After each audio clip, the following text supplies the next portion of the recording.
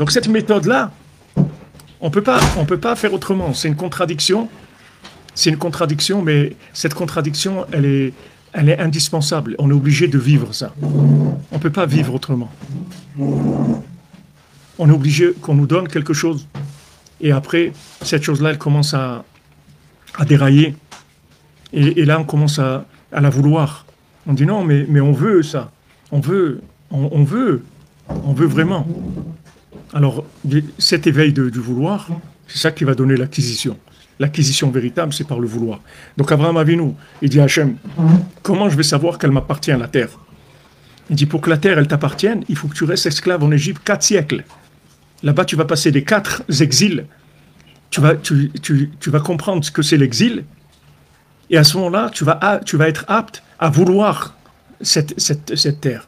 Tu vas vouloir D'ailleurs, si vous voyez dans l'histoire, vous voyez qu'en fin de compte, ça a été un échec. Parce que quand on est arrivé au top, ok, le matin de Torah, on s'est arrangé. Ok, vous voulez pas la Torah, je comprends que vous êtes encore avec des midotes égyptiens, vous avez l'habitude d'aller au truc là, dans les fêtes, à Disneyland, au truc et tout, je comprends. Ok, vous êtes encore imbibé de ça et vous n'avez pas encore la véritable conscience.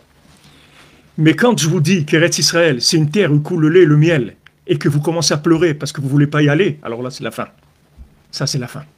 Ça, c'était le plus dur. Donc, vous voyez que c'est un échec, en fin de compte. Enfin, toute cette histoire-là, c'est-à-dire dans la perfection, ça n'a pas marché. Ça a marché parce qu'il y a eu on a semé quelques petits repères d'éveil de vouloir. Mais vous voyez de là que le principal, c'était Eretz Israël. Que tout, c'était pour Eretz Israël. La preuve, c'est la seule chose qu'ils ont refusé catégoriquement. La Torah, ils n'ont pas dit non. La sortie d'Égypte, ils n'ont pas dit non. Au contraire, ils étaient contents. Ils ont dit on y va. Ils ont vu Moshe Rabbeinu, ils vont dire ça y est, allez, on y va. Ils n'étaient pas esclaves quand ils sont sortis. L'esclavage, il était terminé. C'est pas que maintenant ils étaient sous pression et ils voulaient sortir. Ils étaient bien, ils n'étaient pas esclaves. On leur a dit on y va, Moshe Rabbeinu, Hachem, truc, ils disent waouh, c'est super, allez, on y va. D'accord, ils étaient d'accord. La délivrance, ils étaient d'accord.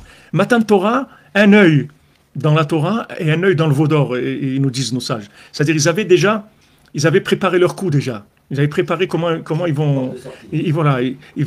Alors, dès qu'il y a eu un peu la stara de Moshe Rabbeinu, ils ont perdu la connexion avec Moshe Rabbeinu et ils ont été faire le veau d'or. Moshe Rabbeinu l'a intervenu, etc. Il a arrangé. Pourquoi maintenant Eretz Israël, il n'a pas arrangé? Pourquoi il n'a pas arrangé? C'est les pieds. Tout ce que je vous dis là, c'est Mina Shamayim que ça vient comme ça. C'est pas que j'ai prévu que ça vient comme ça, mais c'est ce qu'il dit ici. C'est pour comment le Rav lui-même, il a besoin des élèves. C'est-à-dire qu'il faut qu'il y ait tout le temps un lien. Parce que sinon, même le plan du Rav, il ne va pas marcher. Et là, mon cher Rabbeinu, il ne peut pas dire à Hachem, bon, ça va, mais regarde, il faut les comprendre, regarde tous ces rabbinim qui sont venus, ces grands rabbinim qui ont parlé contre Israël et tout, il faut les comprendre. Ils voient des gens comme ça qui leur disent, c'est pas bien là-bas, c'est dangereux et tout. Il faut les comprendre. Rien. Mon cher Rabbeinu dirait, et au contraire, ceux qui veulent aller après, il leur dit, n'allez pas, vous allez vous faire fracasser. N'allez pas, Hachem n'est plus avec vous. C'est fini. C'est la première cassure véritable qu'il y a, c'est celle-là. Tout ce qu'il y a eu avant, on est arrivé à éponger. Refuser d'aller en Eretz Israël, ça passe pas. Ça passe pas. C'est, comme on dit, même les plus tarés, du monde. Mais quoi, je te dis, il aurait dû dire rien? Il aurait dû dire d'accord? Mais arrête avec ces histoires. Même quelqu'un qui connaît rien, Hachem, il te dit, je vais t'offrir une terre où coule le lait et le miel, c'est-à-dire une terre où il y a du bonheur, qui a du bien-être, où il y a toutes les bénédictions du monde. Je te donne 90% de tout ce que j'ai mis dans le monde, je le mets dans cet endroit-là. Je t'ai dû concentrer de bien, c'est une bracha extraordinaire et tout.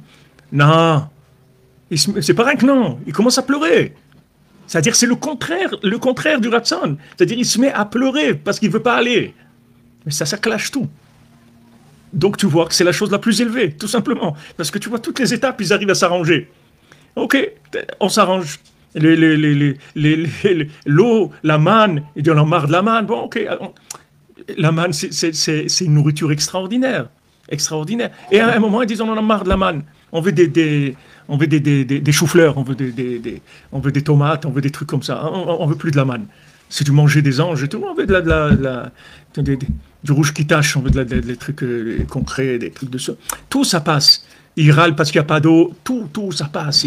Même Matan Torah, ça passe. Même Matan Torah, il refuse la Torah, ça passe. Le veau d'or, ça passe. Mon cher Rabbeinu, Eretz Israël, ça passe pas. C'est fini. Ça y est.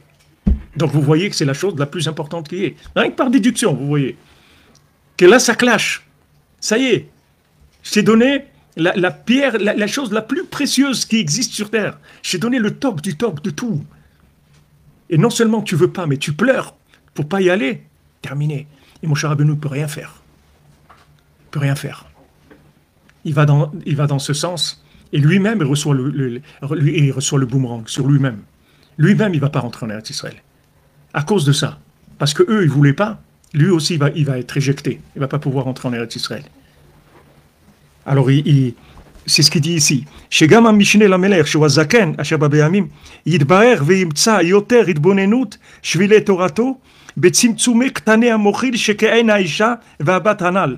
C'est-à-dire que lui-même, le tzaddik lui-même, il va trouver plus de Idbonenut à Torah, c'est-à-dire plus d'approfondissement de la Torah dans les Tzimtzumei Ktane Amochin. C'est-à-dire que maintenant, le fait que maintenant le tzaddik, il doit descendre pour aller expliquer à ces gens qui sont tellement bas, lui-même, ça va l'entraîner dans un approfondissement. Comme si tu dis maintenant, un professeur normal, on va lui amener une classe, on dit voilà, vous avez préparé une classe de tous les cancres de la région. Des gens qui sont tous, ils comprennent rien du tout. Maintenant, voilà, il faut les renseigner. Maintenant, il va falloir qu'ils fassent des efforts énormes d'approfondissement pour arriver à un langage qui va leur être, qui va passer avec eux. Donc, lui, ça va l'enrichir dans Idbonenut Torah. Le fait que maintenant, il va descendre s'occuper des Katnei Amochin, des gens comme nous, qu'on a une réduction mentale, notre cerveau il est tout petit. תבין מרחוק, בהכרח צירופי מוראם למורא שמיים שבזקן בעצמו. כי בתיקוניהם לבד נשלם ולהתעלה גם הוא. Parce que dans leur tikkun à eux, il va s'élever lui aussi. En fait, l'échec, comme maintenant l'échec du gouvernement, que maintenant il commence à parler déjà des gens qui vont démissionner. Parce que bon, il y a un moment où il faut prendre ses responsabilités. C'est un échec, tu comprends? C'est un échec, il y a un échec. Ça veut dire que d'ailleurs en hébreu, un échec, c'est un échec. Il y a un échec, un échec d'un échec. Tu comprends? Il y a un échec, c'est tout. C'est une évidence. Tu peux pas, ça passe pas. Tu racontes ce que tu veux, ça passe pas, c'est tout. Ça passe pas qu'il faut 7 heures pour intervenir dans un endroit qui est le plus dangereux du pays. Tu peux pas, ça passe pas, c'est tout. Fais ce que tu veux, dégage, c'est tout. C'est tout, reconnais. Tu as fauté. Un mal à sauter. Hachem dit à mon cher Rabbeinu, tu rentres pas en Eretz. Pourquoi? S'ils sont capables de pleurer parce qu'ils ne veulent pas rentrer, ça veut dire que tu as échoué, c'est tout. Et la 50e porte, tu n'es pas rentré dans la 50e porte. Tu n'es pas rentré dans la 50e porte. Tu es rentré que d'une façon extérieure, mais tu n'as pas une maîtrise de la 50e porte. Tu n'as pas une maîtrise de la 50e porte.